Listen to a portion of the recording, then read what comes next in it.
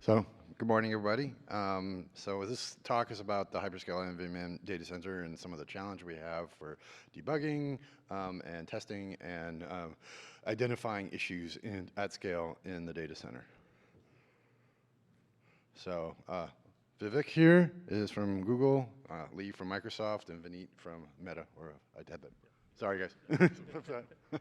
To your left and to your right. And so we're going to go through several deals. They've got the meat of the content here, but I just wanted to kind of set the context with some of the history for debug in the data center and at scale. And frankly, up to this point, it's been super, super painful. Before, back in the day, everything was vendor unique. There was no way that we could standardize stuff. Telemetry collection and data exfiltration from the data center is a big problem. Our security folks really don't like to see binaries going out of the data center in any way, shape, or form. So obviously a lot of things you see is, I can't even get the drive out because the drive has customer data on it, and so it has to be shredded if it's had an issue or we're retiring it. And so we can't take something that, say, might have had a problem and give your standard FA to the vendor to have them go and look at the drive and see if they could find the problem or, as usual, no defect found. So what can we do? First, we started with some of the things around smart logs, the C4 log page in OCP. In 1.0. That started to give things around statistics and the ability to kind of understand if there's something going wrong with the drive, but it didn't go far enough. And unfortunately, with that sort of cycle, what happens is we give that data off to a vendor where we're seeing a problem. The vendor looks through the keyhole and tries to poke with the 10-foot pole on the other side with the problem. And then with that, then thinks of it, oh, maybe the problem's in this area. Let's give you some debug code. We go ahead and try that. It gives us maybe a little bit more peeling of the onion, but we rinse and repeat on that, and that cycle can take weeks to months. And so that's a big concern in the data center. So with that now, what we want to kind of talk about in depth here is some of the things around such as latency monitoring, which is giving us information about latency spikes either from the software stack or the device, so you can kind of point blame a lot more quickly and clearly.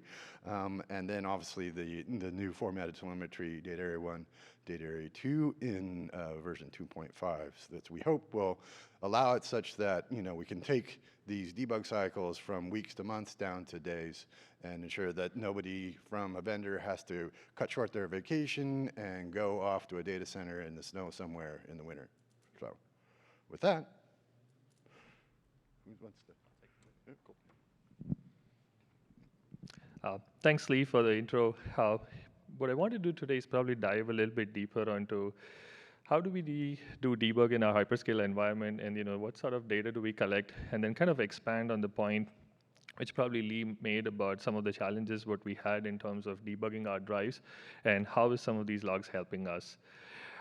This is a pretty basic flow about how do we do debug in our data center. So once these drives basically get deployed in our environment, there are three facets of things which we kick off. There's monitoring of all these hardware devices which are in our hyperscale environment.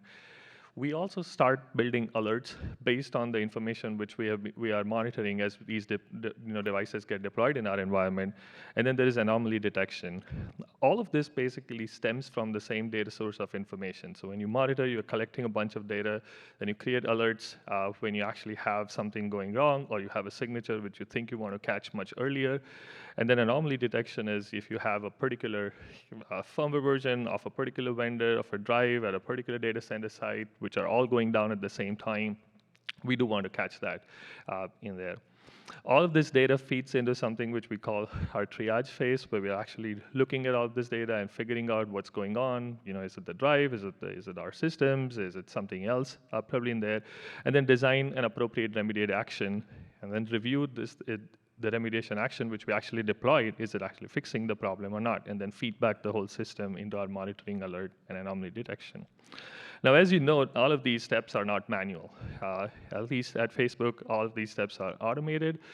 We try to basically get to something where a human doesn't need to touch it, and our systems are intelligent enough to do all of these three stuff. So how do we do that? as we said, monitoring is all about data.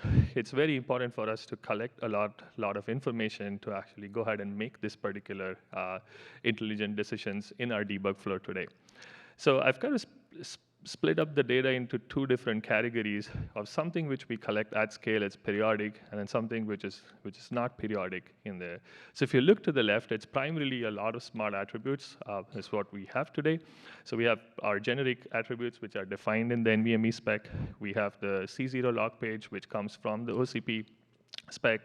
And some of the examples from there, like the NAND statistics, the PCA statistics, the health statistics, and then the latest added latency monitoring log as well. The block on the left has been super efficient because we're collecting this data at a much higher frequency across every drive which is in our hyperscale fleet.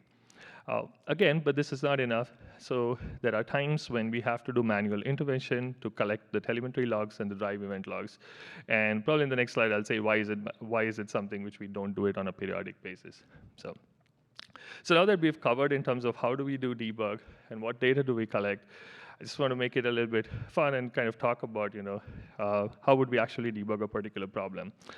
So since we have a lot of storage experts here, so this is an example of a service owner who has reached out to our particular team to help with the production issue. And the issue which they were seeing in this was they were seeing a bunch of drives which are degraded in performance for the NVMe SSDs. Now, this could be latency going low or probably having certain IOs which are taking much longer to complete.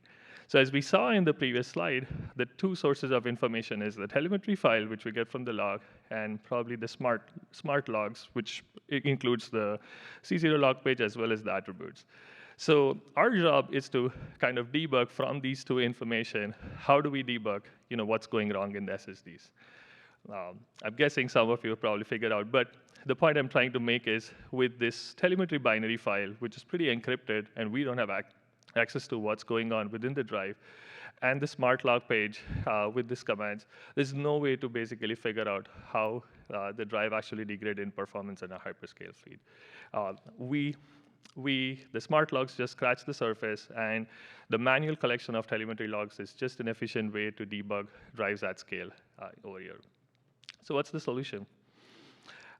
So a couple of us hyperscalers basically came together because we're all experiencing the same problem, getting this pain in our data center. So I have a small photo here because what happened was this was 2021, it was COVID. Companies had crazy policies that we couldn't visit each other's companies, but we can still meet outside. So Bras, myself, and Lee decided that we're going to meet at the clubhouse of my apartment complex, and then just basically talk about how do we go to this. So that's the picture. But I think what our discussion kind of came from there was, how do we actually go ahead and design a more structured debug log, which could help not just the hyperscalers, but also the drive vendors as we share the information about how their drives behaving in our environment. And what's the end state is we do have an OCP structured debug log. So for those who are in the room, don't go because Mike's going to talk in detail about how that log works and all the details about how that log's designed. So what happens is in the SSD, we get the telemetry log and the string of log. We have added things to the OCP NVMe CLI tool. Again, this is a no supplier tool. There's no vendor unique CLI. There's no vendor sending up their own CLI packages. It's an OCP NVMe CLI where the parsers are going to be added in there, and then all you get as an output is a nicely debugged structured debug log. And I think the things which we have added probably to the log will be super helpful in debugging a lot of areas of the problems which the drive faces and which we face on a daily basis to debug our drives in a hyperscale environment. With that, I'm going to switch topics here. This is one of a pretty important topic for some of other hyperscalers, and how do we actually qualify our drives in our hyperscalers, and what are the things which we can actually do to improve this entire process to make it easier for the hyperscalers and the vendors. So with that, I'll let Vivek talk about this. Thanks, Vineet. So up-leveling the problem a little bit. Before we are able to deploy the SSDs, we need to qualify that. And the approach currently most of the hyperscalers are using, they develop a bunch of tests, NVMe tests for the NVMe SSDs. A big part of those tests are still testing standard features that there is a huge overlap between hyperscalers in those features that they're testing and they test what the test is trying to achieve. The problem we have with this approach is this is very resource intensive. Every hyperscaler puts a bunch of resources to work on this. It takes time. Once we get the drives from the vendors, it takes several quarters to go and verify the features we need there. It takes time to develop those tests. Even after doing all this, every hyperscaler will have their own coverage gaps that they continually improve on. Any fixes that's coming from either the tools or from the vendors, it's not readily shared by the hyperscalers. In due course of time, they'll find about these, they'll incorporate these, but it's not right away available. And then every vendor has their own unique tools to deal with the debug logs or to deal with different aspects of this qualification, and they all have their own gaps. One problem with one vendor may not be there with the other vendor, but they may have their unique problem. So before we go to the solution space, I just wanted to quickly recap what has been covered in I think last 2 to 3 OCP summits by Dan Frame at Google and Vincent at Meta. They introduced something called OCP Diagnostics, open test development and reporting framework. I think this framework was made available at end of 2021, so it's out there. What it is it's a open framework API available for both C++ and Python to develop the tests easily and integrate it in some commonly available test executives and frameworks like OpenTap, OpenTest, Fava, UseT, Meta, Contest, and so on. So I don't want to dive too much into OCP diagnostics. This has been well covered before, and both the source code and information on how to use it is widely available. Some typical scenarios how we use these diagnostics. We use it for hardware bring-up initially, for all the hardware-software integration testing, any reliability testing in form of continually running test over a long period of time. During manufacturing, where we are able to share these with the ODMs, during data center operation, and towards end of life of the drive for RMA logistics. So coming to the solution space, this is the North Star vision we have. We at Google have been working closely with Ross and Vineet at Meta, and we together put this vision that we are slowly executing towards.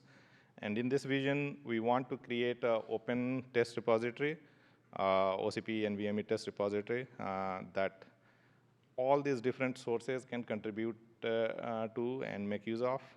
Definitely there are these hyperscalers. Meta and Google is on board here.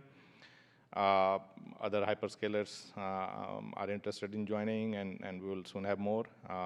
All the SSD vendors, any open source contributor, the open source community, any third-party company who is interested in developing testing tools for NVMe drives. So the vision is we create an open test repository, hopefully pretty soon, in a couple quarters' time. We adopt an open test development framework, which is the OCP diagnostics I just talked about. That's our framework of choice right now that we are using to develop some tests we can put in this repository, share between participants.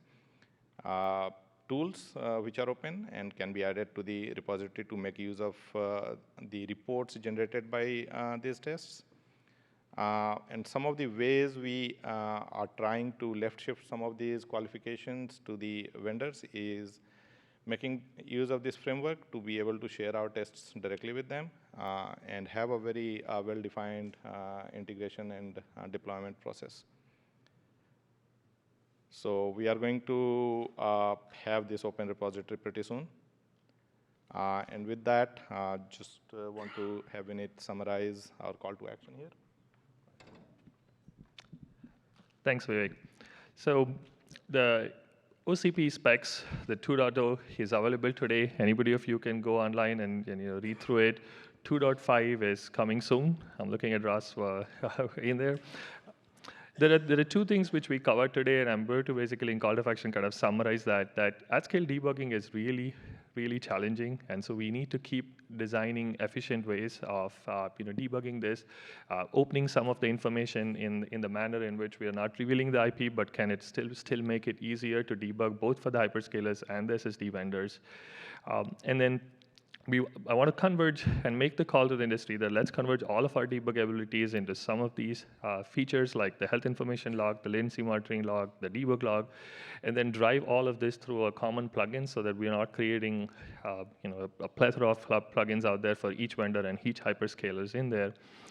And then OCP diagnostics will accelerate SSD qualification. We invite all of you to probably share your ideas and participate in this. Qualification is a painful process. I'm guessing all of you guys are going through that. And if we can make any steps in towards making that process smooth, faster, quicker, and efficient, that would be great. So we hope this will be a win-win solution for suppliers and our customers. So with that, thank you. You don't get off that easy. Okay. Okay, questions for our panelists here. We have the mic over here, and first question. So, I think it's a question about the qualification process. So today there is a lot of third-party tools that are checkboxes that you need to put to qualify different drives for different people. Would you envision that at least this for OCP would be a replacement of that? That this tool would be like the only place to do qualification for OCP SSDs?